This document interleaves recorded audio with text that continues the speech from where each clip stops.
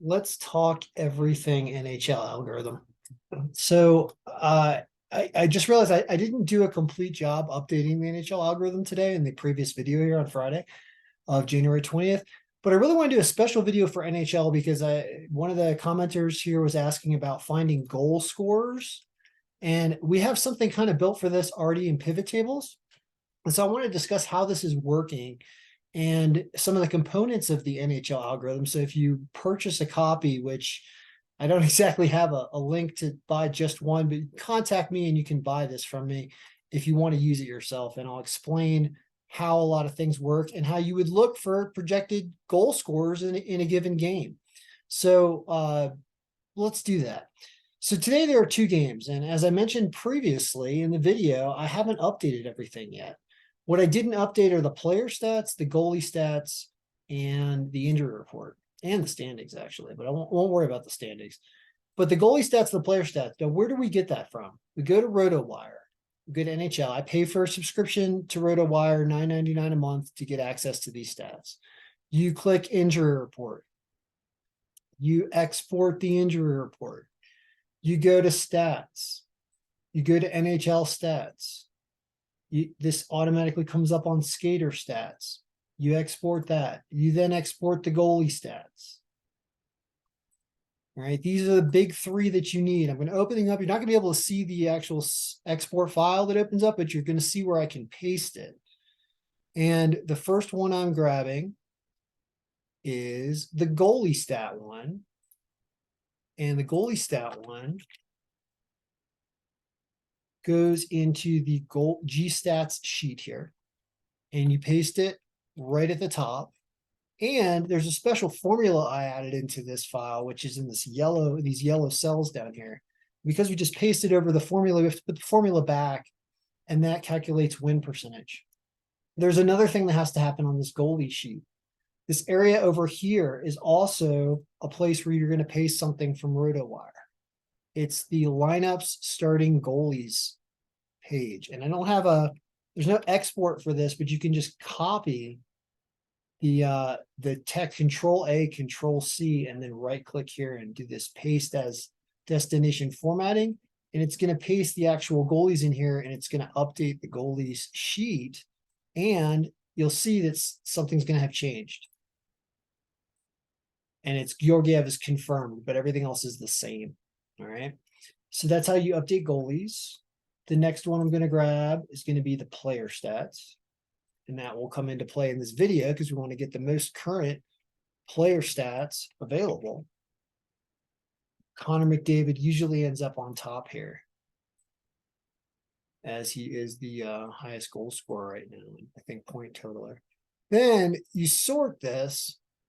And the reason why you sort this is because at the bottom, you might have some players, we don't, but sometimes there are players that haven't been added into our matrix, which is this. And I won't get into that, but if there are players you have to add, you would have added them there, but we wouldn't have to do it. Next is the injury report, which is relevant for your projection today about who would score, is you've got to get all of the players that are injured out of the roster, which we're going to do right now by pasting this injury report here, the injuries tab, checking to make sure that, yep, that's fine. And then when we refresh this pivot, any injured players will come out of here, I believe. I think these are just going to be the players that are playing. Maybe not. Yeah, it's not the lineup actually, but it's players that I believe, are not injured. We have an injury area in the player stat sheet here, injury. And if they are injured, they get a 0 rating. So I think they're out of that list. Now, we didn't update the standings, but that's okay. You could go to this link and paste the standings here, but we're not going to worry about that. We're going to refresh. And we're going to see that somehow Pittsburgh got pushed up a little bit after we made updates there.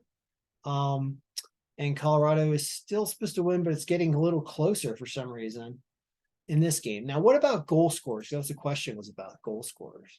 Well, there are 2 games today, and teams that are playing off memory are Colorado, holding down the control button to highlight multiple teams.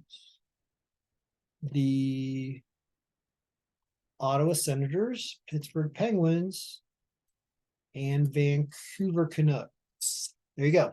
So these are the four teams that are playing. Well, if you wanted to see, well, who's going to probably score goals in these games? Well, one, we think that Colorado and potentially Pittsburgh win these two games. So now we're going to mess around on this pivot table. We're opening up the field list. And what we want to grab is the name of the player. And I pulled the name of the player above the full team name here in the row labels quadrant. And that results in this, which is it's going to show you the rating that we have by player and what that is. And it's going to sort it descending by that. So Mikko Rantanen is apparently the number one guy to choose. And then Bo Horvat, but Bo plays for Vancouver. Mikko plays for Colorado. We think Colorado will win and score more goals today, right? Then you have some more people than McKinnon, right? Then Sidney Crosby. Now you could sort this just for goals and put everything percentage on goals if that's all you care about. Let's try that. Now all of a sudden we're only rating player by their goal scoring potential or their history. Now it's going to change the ratings for everyone. See? Rantanen's still on top. Horvat's still up here. Crosby moves up a little bit. Tim Stützle comes up there out of nowhere. Jake Gensel, Kuzmenko. So things looked different when you did that. And you have the total ability to do that by just simply changing the percentages about how we weight players. I gave a more distributed weight to players because we're trying to come up with outcomes of games, and I even include some things like hits and block shots, maybe as a kind of a defensive rating getting thrown in there a little bit. I mean, we've just been messing around with stuff for years, and I don't know if it's a great distribution or not, but it seems to be doing okay because hockey has been.